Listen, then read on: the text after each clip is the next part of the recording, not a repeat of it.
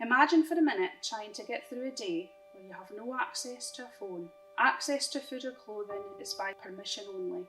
You're forced to have sex with others for money you don't get, forced to shoplift, expected to cook, clean and follow the rules and regulations that have been enforced on you. You don't speak back or fail to comply because the repercussions are serious. They cause you emotional and physical harm, not to mention the physical pain. You have nowhere to go, no one to talk to, and every day it gets worse. Well, that's what it's like when you live with someone who is controlling, violent, a perpetrator of gender-based violence. And for some women, that's what it's like living with their partner, right here in Angus.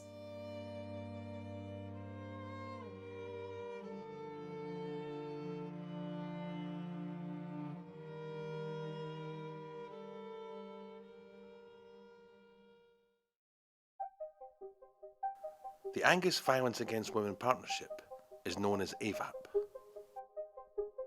AVAP is the multi-agency forum to deliver on Equally Safe, Scotland's strategy for preventing and eradicating violence against women and girls at a local strategic level.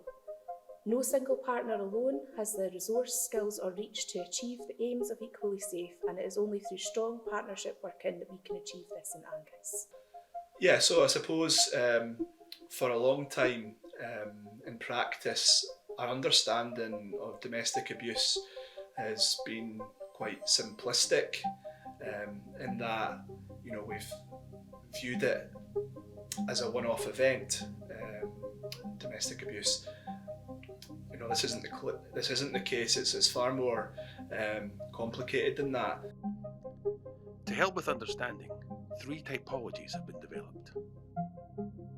Intimate terrorism, situational couple violence, and violence resistance. Intimate terrorism, a pattern of coercive control, fear, continues after separation, typically perpetrated by men, escalates over time, produces a negative impact on the victim's ability to act.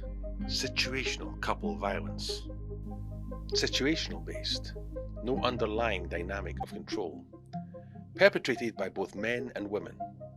Violence can be severe. Partners do not live in fear of one another. Violence resistance. Victims fight in self-defense. This could be physically or verbally. Victims might act in revenge or retaliation. Might fight in self-preservation. For example, when victims kill their abusers. Victims do not seek power or control. So what the typologies has done is it's really provided a framework which is far more comprehensive and a clearer definition of what domestic abuse is. We spoke to Lynn Robertson from the Glen Isla Project, who supports women throughout Angus. Some women are able to escape and leave, but they need a lot of support to be able to do that. Some women actually can commit suicide because it just gets too much for them. And some women fight back. And what we've seen is an increase in women being subject to bail conditions because that's what they've done. They've fought back, there's been a domestic incident, police have gone out and they've been arrested, appeared before the court, and now they're subject to court intervention.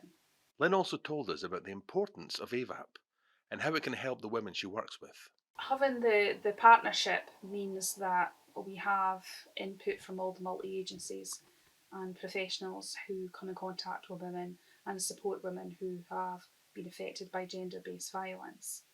It's crucial really that these agencies have a good understanding of the issues that affect women in the context of gender-based violence so that we can get the support in early to support the women. We spoke to Jordan Burns, who told us how the typologies had helped him with his practice. Over the last 4 years, I've been working with a case where there had been significant domestic abuse. Both mum and dad had been arrested and were violent towards each other. At that time, I would have thought this was situational couple domestic abuse to each other. However, co-working with criminal justice through talks, the typologies that allowed me to actually realise that this is intimate terrorism, and the way that mum is acting out is because the way dad is treating her. Dad is coercing her into various things, and she's responding violently to him. I suppose it's really changed my practice, working with this family, partnering with mum, looking at what she's done to protect her children. In the past, when I'd find out that mum had maybe allowed dad into the house, or was communicating with dad, I would blame her for not protecting her children. But actually, dad was coercing her into do this. Very often, if a woman is experiencing gender-based violence, she may be a mother, which means that there'll be children around. In that case, we know that it has a really adverse effect for children seeing that violence, hearing that violence, and really experiencing it. We want to make sure that children have safe, happy, healthy homes where they feel secure and protected.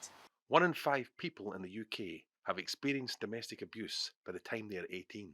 46% of young people in Angus who are on the Child Protection Register are experiencing domestic abuse. Well, my job is to support child protection officers in relation to their duties within schools in terms of protecting pupils. And I suppose education staff and early years staff are in a privileged position in that they're the professionals that see children the most.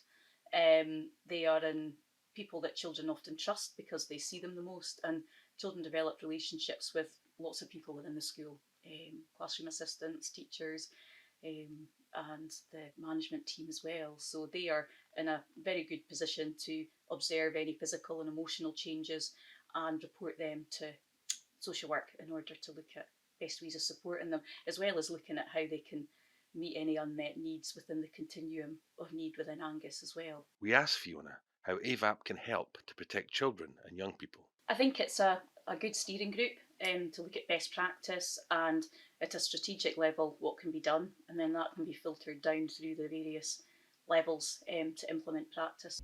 So you think it's just getting everybody in various services to kind of just collate information? Yeah. And how does that work in practice then, do you think? Well, there's various policies and things in place we've got. It's everyone's job to make sure I'm all right, and it's everybody's responsibilities in relation to child protection. And I think the system probably works quite well. Things can always be better, but I think in relation to picking up things that are concerning, then school staff, as I say, are in prime position to do that, and that's where the majority of the referrals come from to social work.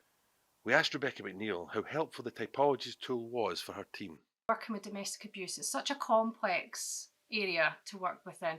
You're assessing relationships and looking at the dynamics between partners, and this tool allows you to differentiate between types of violence and incidents. There has been loads going on in the last year or so. There's been quite a few tools developed which will go a long way to kind of getting towards that vision of Angus being free of violence against women.